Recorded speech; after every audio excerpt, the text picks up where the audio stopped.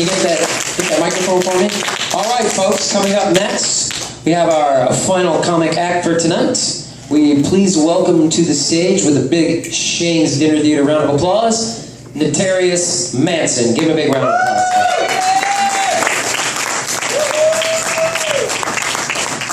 Naterrius. I like the way you say my name. Say it for me one more time, baby. Naterrius. Yeah, baby. Oh, I thought you were talking to me. No. Okay, all right. To the lady down front. My bad. Now just imagine me behind you hitting it hard. Ooh. Don't give me that ooh. Give me that name. Say it like you mean it. Yeah, see? Yeah. Now if something hits you stiff right from right here, then you know it's happening. Yeah. That's the dick joke for the evening. Like I said, my name is Naterrius Manson. Born and raised in Akron, Ohio. She's from Akron. Are you from Akron? Okay, I'm about to say it because like folks will say, "Oh, from Akron." Yeah. Like, where you from? Oh, I'm from Cleveland. Oh, that don't make no sense. But it's glad to see, hometown folks. 330, we represent. You know how it works. But like I said, my name is Naterrius, and the name was not a fun name to grow up with. Because now I figured out why my name became what it was. Because I was the oops child. Yeah, is right. I was the oops child. All of my siblings were 5, 4, and 3 years in front of me. So of course, my mom, she out partying. She actually was losing weight and was trying to figure out why she was gaining weight. And was like, well, she go to the doctor and it's like, well, Miss Manson, you're like 4 months pregnant? Yeah, oops. And my mom was wild. She was a wild partier. I mean, I know she was out there smoking that wild parsley. Out there kicking it. And now since I've been grown, I start hearing all the stories about what was going on when she was pregnant with me, because it always started with, I was pregnant with Terry. Like, that don't sound like a good thing.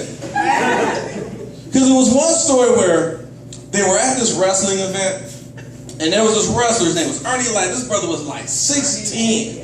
You remember the Armory? Matter of fact, you know Akron, the Armory. There we go. Okay, we own it. Anyway, we there. Yeah. All right. Shit, I like that. But the Armory is this old wrestling event. It was a piece of shit.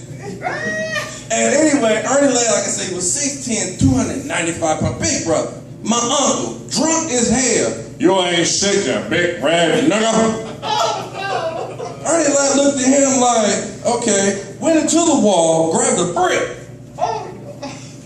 and came at my uncle. Now my mom, pregnant with me, standing there in front of you, you ain't gonna do this, belly way out to here. It's like, okay, Mom, you really risking it, ain't you? I used to hear all the stories. Oh yeah, when we was at the club, I was pregnant with Terry. There we go again. And we was out fighting, and she pulled a knife on my husband. I said, bitch, you ain't finna stab him, you gonna stab me first. You pregnant with me. My mom was wild, just wild. And she had the weirdest craving, okay?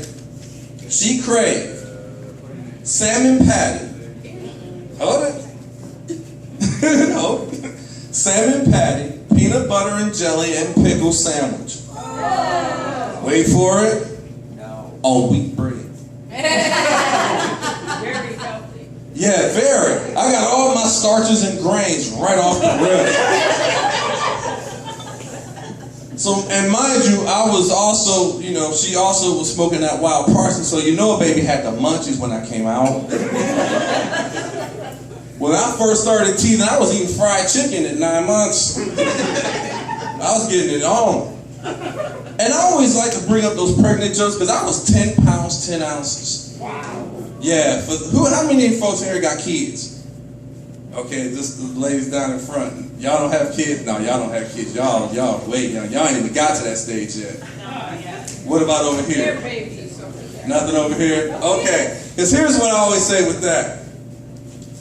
When you find a man, look at his head.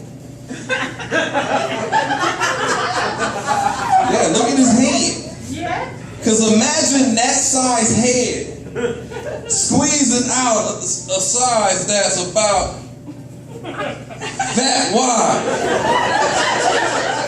That is not pleasurable. There is no fucking way it can be. No way whatsoever. So now I understand where my name came from, because my mother had to have been high as hell on the hospital drugs.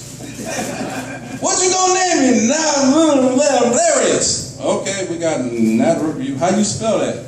You know, the doctor was probably drunk, high, shit, I don't know. And then of course, my last name is Manson. Now for all you know, old schoolers who know Charles Manson, that was not a pleasurable thing for me when I was a kid. Because coming through school, I used to get the teachers, are you related to Charles? Look at the motherfucker, like, hold it. Charles Manson. Yeah, that's fine. Charles Manson was white. You know, I'm a little bit chocolate, don't you think? So of course, my 9th grade year, I never forget this. Teacher came to me with that. He said that same shit, and he said it so sarcastic, and I was pissed off because even though it was the first day of school, I already had talked to a girl, and she turned me down, and I was really pissed. Yeah, give me the aw. Thank you. And so when he came to me with that, he raised the Charles, I said, yeah. You see how light my skin is? There's people and my people was kicking it back in the day in the barn. Fuck with me, he can get you from the inside. I didn't get less than a B that whole school year. Yeah, but you make it sound like I'm stupid. He thought I was bullshit. But obviously, I guess he figured I wasn't. But coming up with my parents, oh my goodness. My parents had 4 kids. They were married for 15 years. Now, during that time frame, my mother shot at my dad 3 times. 3 times. Now, I don't know about y'all.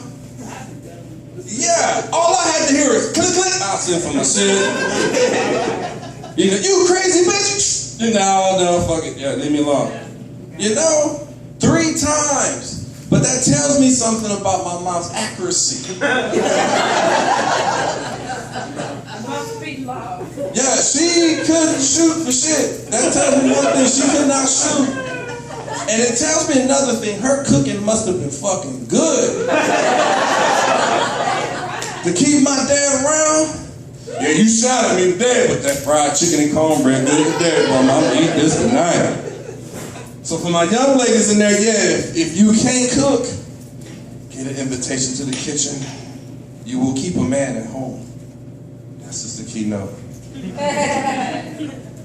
Cause I'm old school. I like old school every fucking thing. I would have an afro, but my hair's starting to lighten up in the front, so I can't do it anymore. So, I mean, I'm all old school. I'm old school when it comes to kids and child raising. Yeah.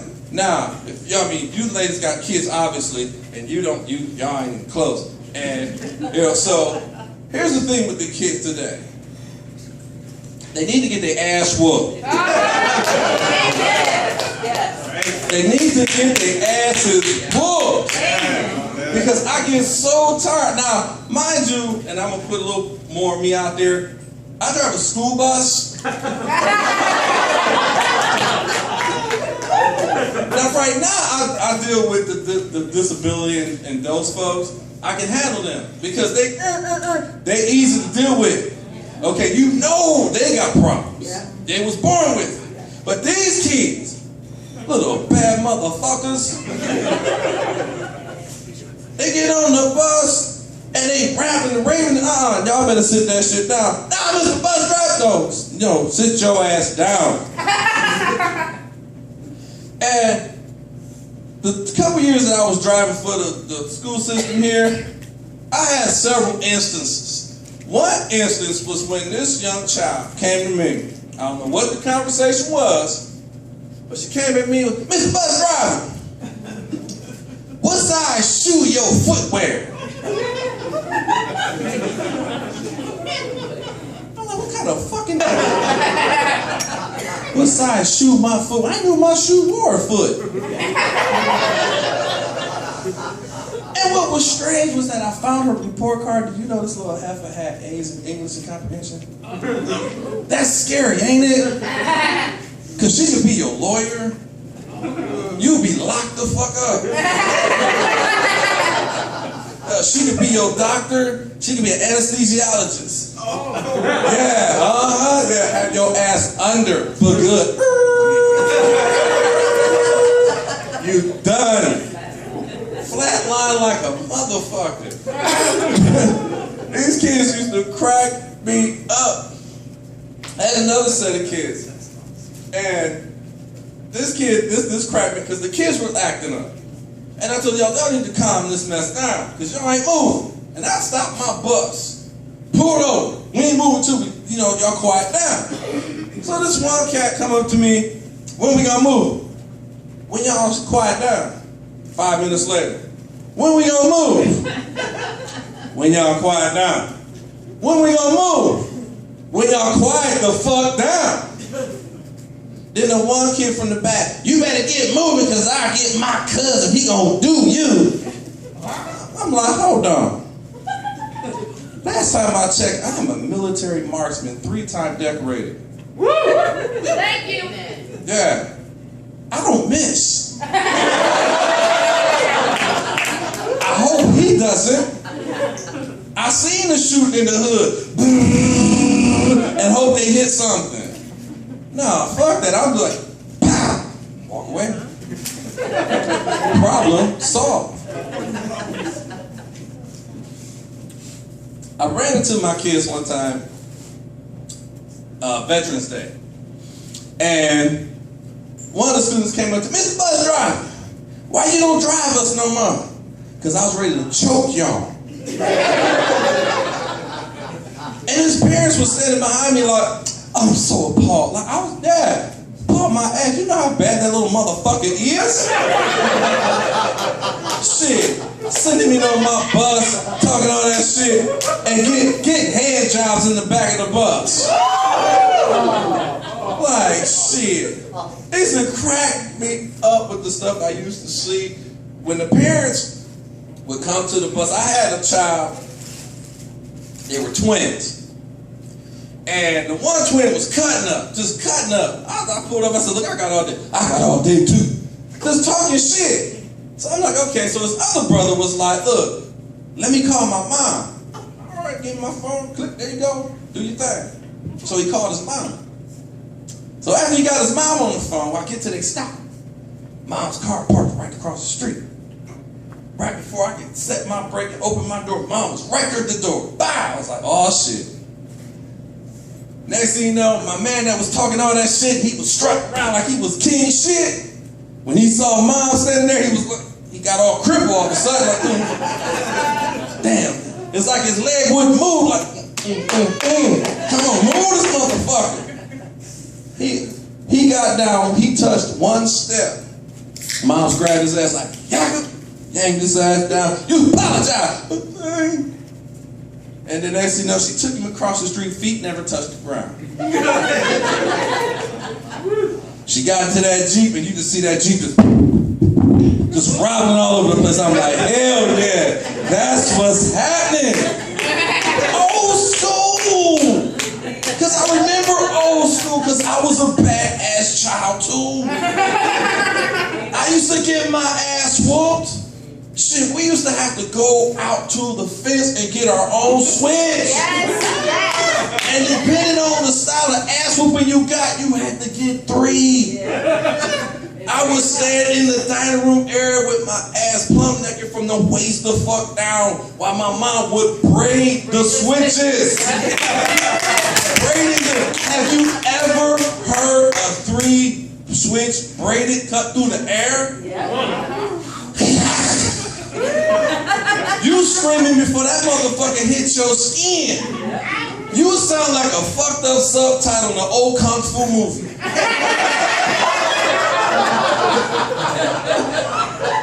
Y'all fucked up laughing at my pants. way. But we had to make them walk, because I remember that walk, and I'm walking out to the damn fence, because the switches was at least 50 yards from our back porch. That was a long walk. So I took my fucking time. I was walking like, and I'm praying to the gods like, hey dog, you want to help a brother out right now? I don't want this ass whooping player. Like, look, hey, you helped out Noah. He was drunk. You can throw about, I don't know, about 12 inches of fucking rain. I don't know, 6 feet of snow. Something to help a dog out. God like, no, because you was fucking up. So, thanks to you fucking up, I'm going to give your dad a little bit of more ginseng and energy to whoop your ass. And it was the type of ass whoopers where you got whooped on Friday, woke up on Monday. That's how bad it was. But the one thing I like about that stuff, though, is this. As a child growing up and getting those ass whoopings, it made me think about the consequences when I'm out there in the real world. Okay? It made me think. Because one time I was on my way home from school, went to the corner store, and back then, this was like the late 70s, and back then you used to get the already sweetened Kool-Aid, and you would take a toothpick in, and it was like candy. Okay? And you remember. And so I walked into the store, about to go get me some Kool-Aid. And I remember, I never said bye. So I walk into the store, get up to that Kool-Aid, looking around at the mirrors and everything, making sure the coast was clear. Then I put my hand on that Kool-Aid. It was like a flash of the last 3 braided ass whooping I just got. So of course I put my hand down, walked out the store. Hey Mary, hey Fred, hi Jack, and got me some pop and went out the door. That ass whooping was not going to happen.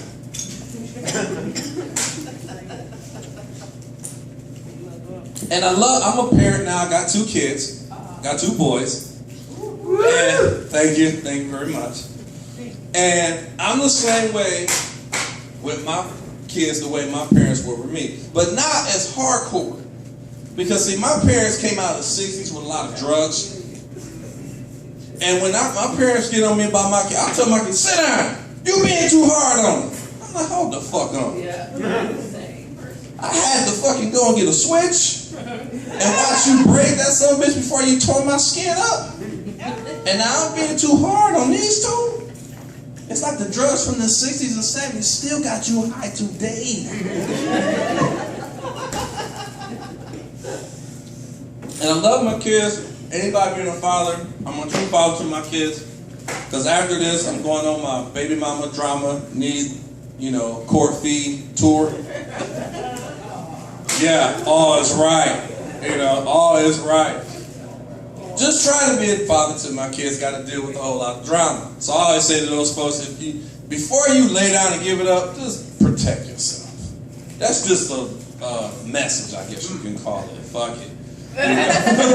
Just a message, because we don't need a lot of damn kids out there without dads. I mean, hell, you got the NBA and the NFL for that.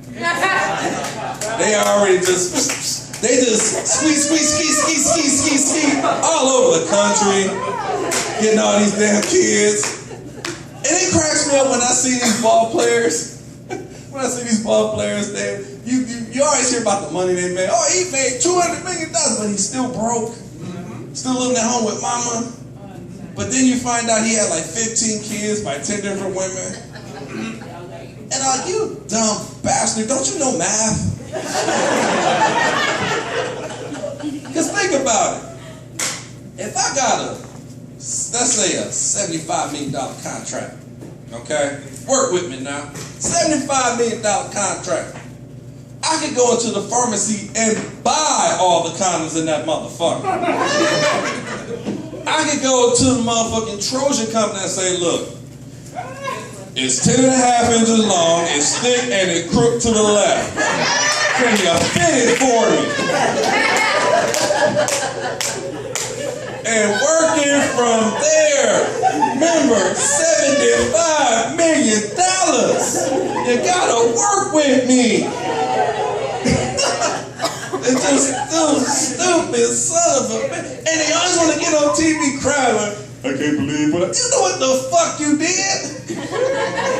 Because you see them women at the club, like these three ladies here, y'all like 20-something. Y'all got the tight skirts and the shorts and the shit on and probably a thong. I'm just guessing, but I know I'm right. She ain't class, so she ain't got no drugs on. I got a girlfriend, so I can talk shit too. I can just have you imagine how long it is. Yeah, I'm dirty with it. But like I said, I'm a military veteran. Oh, y'all can get some love for that one. And within the military, as in the Air Force, when in during Days of Storm, had a blast. Had a blast. But I learned some shit. Okay? I learned a lot of stuff from being in. One of the things is I don't drink dark liquor no more since my military days. And the reason why is because one time I drank a fifth of Crown Royal. Yeah, that's a lot. But see, when you're 21, it's dark to fucking drink fuck. You just drink, you don't give a fuck. You know, y'all there, cause y'all there. Y'all still there, cause y'all ain't figured out your taste buds yet. See, I figured out my taste buds on when I know when I'm too fucked up. But I'm gonna tell you something that might scare you. Ooh. I woke up one morning after I had finished off that whole bottle of Crown Royal and Coke. I was laying under a piano. You're not gonna be laughing later. Now, mind you, my shirt was untucked and unbuttoned. My pants was half there off my ass hanging out. I look up the stairs and I see this guy coming down the steps. And I'm like, and I see these first I seen these pink house shoes. I didn't see he was a guy yet. So I see these pink house shoes and I was like, damn, okay, I must have had a great ass fucking night. Then I seen the calf muscles. I was like, I hope this bitch run track. So then when I looked even further, it was a guy. Pink house coat, pink house shoes, pink rollers in his hair. He was pink all the fuck the way down. Now mind you, when I saw that shit, I was freaked the fuck out. So I checked, got my wallet, got my keys, got my manual. My cherry wasn't took it.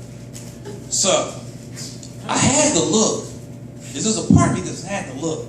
I looked and I saw this. Okay?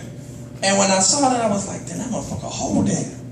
If he had got a hold of my ass, I go to fart and just be like, no restriction.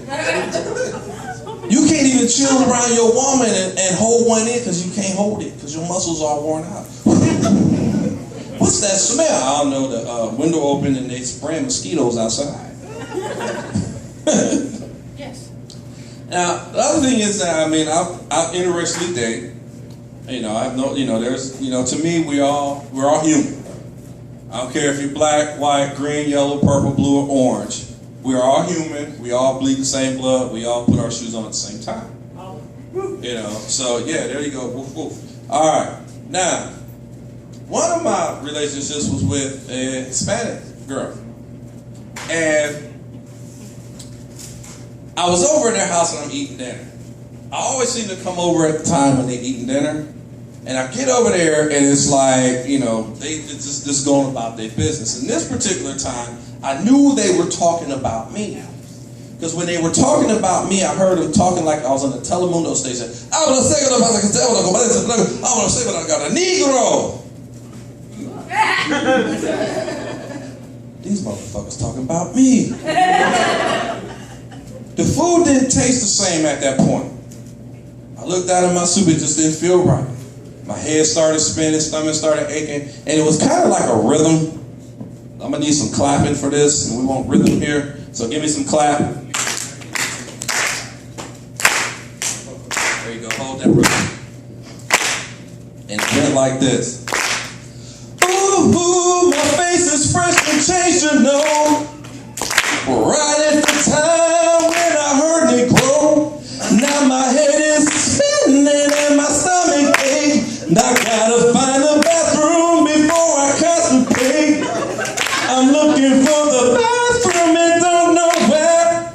'cause I don't want refried beans in my underwear. Don't you know understood you when you said it, bro? And I understand it's time for me to go. Oh yeah, I understood it when you said it, bro. And I gotta find a corner store and get me some Pepto. And now it's time to go. That's my time, y'all. My name is Naterrius, baby. Hit me up on Facebook. Love y'all. Peace.